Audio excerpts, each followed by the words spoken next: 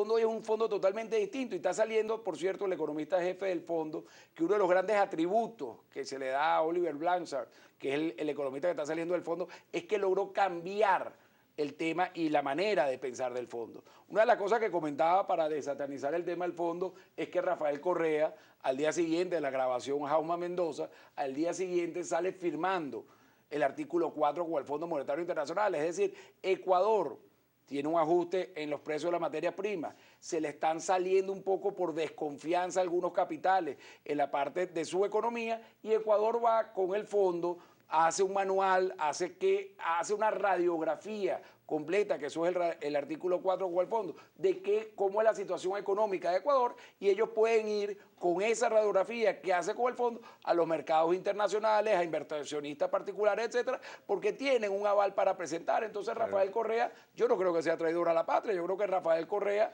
es un presidente que se preocupa por su país y que está buscando, por supuesto, lo mejor que se pueda, la mejor manera de combatir la caída del precio petrolero. Yo tampoco creo que Raúl Castro sea un traidor a su patria y fíjate que él está hablando con el presidente Obama y han abierto unas relaciones y les va a dar muchísimos frutos porque ellos están haciendo lo que llaman la actualización de su economía.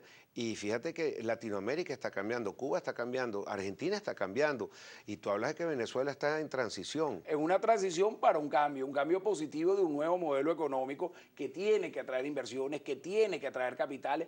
Nosotros somos el principal país, ¿okay?, de reservas petroleras del mundo. ¿Por qué no las producimos? ¿Por qué no las explotamos? ¿Por qué vamos a dejar que esas reservas queden bajo tierra? ¿Por qué no buscar, como comentaba yo esta mañana, Pedro, un shock de credibilidad?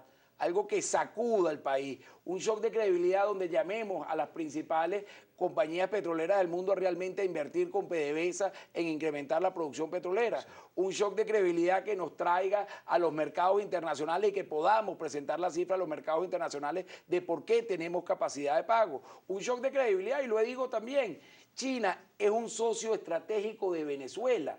Esto no es que es de gobierno o de oposición. China es el país que viene creciendo más su consumo de petróleo y si nosotros tenemos estas inmensas posibilidades petroleras, tenemos que ser unos aliados estratégicos de China y de la India, que son los países que vienen con más consumo en el tema petrolero. Y por último, aquí sí una recomendación personal. Yo creo que este shock de credibilidad también pasa por un manual de las mejores prácticas, por buscar, digamos, alguna ayuda, algunos consejos, como lo puede dar el Fondo Monetario Internacional, que no estamos hablando de nuevo de un plan de ajuste, que estamos hablando de un plan de estabilización. Tú hablabas de algo esta mañana que era sobre China, que China, más allá que sea un socio o no, más allá de un socio político, tú dices que es un socio económico, independientemente del gobierno, ni dentro de 5 años, de lo que pase, de cómo estén distribuidas las fuerzas en el Parlamento, pero tú dices que ellos como potencia en el mundo hay que seguir asociándolos porque son de los principales consumidores y exportadores en el mundo económico. Sí, efectivamente, yo creo que China es un socio estratégico para cualquier país que tenga materias primas. China ha firmado contratos parecidos a los venezolanos con Chile, con Perú, con Ecuador también en el caso de petróleo, lo ha firmado con muchos países africanos, porque es un país que está necesitando, que está absorbiendo ese enorme crecimiento, necesita muchas materias primas para poder seguir creciendo, está demandando muchas materias primas y los países que tenemos materias primas tenemos que ver a China como un socio de largo plazo, como un socio no de 5 años, no de 10, 15, 50 años, mientras haya petróleo y mientras el petróleo sea la principal fuente de energía, China va a ser el socio estratégico de Venezuela. Y yo creo que es importante decirlo sin ningún complejo y lo comento. China puede ser, por ejemplo, una de las grandes ayudas para que el 2016 sea un poco menos severo, un poco menos fuerte. Y yo esperaría, puesto que lo que yo veo de las veces que me he reunido también, digamos, con representantes del gobierno chino y del Banco de Desarrollo chino, yo también veo esa intención hacia Venezuela, que lo ven como un socio estratégico de largo plazo y que están dispuestos a ayudar en momentos de dificultad. Tú hablas sobre credibilidad en Venezuela y sobre hacer como una especie también de shock de credibilidad, que se haga algo distinto. Pero hace poco el ministro Marcos Torres fue a la ciudad de Nueva York, se reunió con una serie de inversionistas, no sé si tú estuviste ahí, pero reveló una serie de cifras que nos llamó mucho la atención porque el Banco Central no las revela, pero él las reveló en ese sitio. Y él decía que Venezuela era un momento y era una oportunidad para invertir. Desde ese entonces, no sé si es por eso o por el próximo 6D o porque se dé algún cambio. Tú dices que estamos en transición, pero ¿por qué han subido tanto los bonos venezolanos y ha bajado el riesgo país Venezuela? Mira, yo creo que la ida de Marcos Torres a Nueva York fue sumamente importante, ¿no? Y fue sumamente importante porque el gobierno tenía 10 años sin darle la cara a esta plaza internacional, a esta plaza financiera internacional tan importante. El último ministro que fue, digamos, a reunirse con Nueva York fue el ministro Giordani cerca del 2004 y 11 años después fue Marcos Torres. Rafael Ramírez había hecho unos amagos que a lo mejor iba y no iba, ¿no? Pero Rafael Ramírez fue con una receta que todo el mundo recibió muy bien, pero después no se llevó a cabo, que es lo que todo el mundo ha dicho todo el tiempo. Ojalá que hicieran esa receta, unificación cambiaria, una serie de promesas que hizo. Efectivamente, y yo creo que es bien importante que Marcos Torres, de las promesas que hizo en Nueva York, como por ejemplo que iba a estar con alguna frecuencia, al principio habló mensual, yo creo que nadie espera una ida del ministro mensual, pero por lo menos 2 veces al año que vaya, le explique a los mercados, que diga qué es lo que piensa hacer, que diga cómo va a buscar una unificación cambiaria, cómo va a resolver las distorsiones que tiene y que está sufriendo el país. Eso es fundamental. Al final es una relación de confianza. Al final el mercado, porque me preguntaste por qué suben los bonos, el mercado estaba haciendo en los precios de los bonos, lo que había ahí era una cesación de pagos, era un default. Venezuela pagó, que creo que es muy importante, nosotros esperábamos, la verdad que la mayoría de los analistas estábamos esperando que pagaba en octubre, principios de noviembre, y eso fue lo que ha venido impulsando el tema de los bonos. Nosotros siempre hemos dicho en Barclays que el precio de los bonos ahorita, lo que el bono te refleja, esa probabilidad muy grande de cesación de pago, en Venezuela nosotros lo vemos mucho más bajo.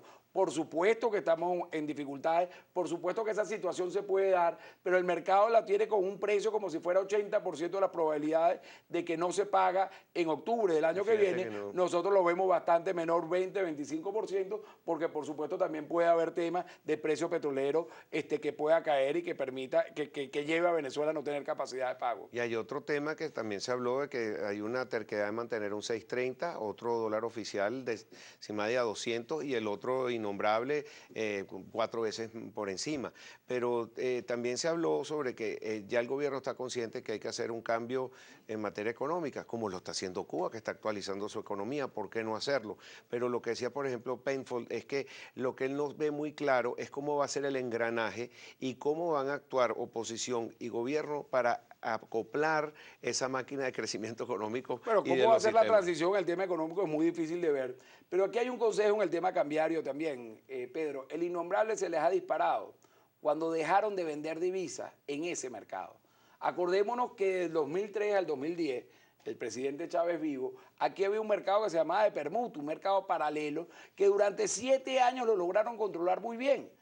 En el 2010 se prohíbe y de ahí en adelante es donde el paralelo ha empezado a incrementarse, ha empezado a crecer, han empezado a inventar cuestiones o mercados paralelos que no responden a oferta y demanda, como fueron el CIDME, CICAT 1, CICAT 2, CENCOEX. Tienes una serie, CIMADI, tienes una serie de siglas que te llevan a un mercado para no vender divisas, como lo rige la economía, y eso es lo que te ha producido el fuerte incremento que tiene en el innombrable. Yo creo que aquí, y lo comentó Adrúbal esta mañana, yo creo que tú has tenido una restricción fuerte de liquidez. Hay menos bolívares en circulación. Eso ha tenido efectos positivos en términos de inflación y ha tenido efectos positivos en estabilizar al innombrable. Hay una restricción de liquidez que ellos vienen amarrando allí. Bueno, si eso nosotros lo coronamos con venta de divisas, ¿ok? A ese precio, con venta de divisas que se puedan ejercer a ese precio, nosotros vamos a tumbar ese precio relativamente rápido y a bajo costo.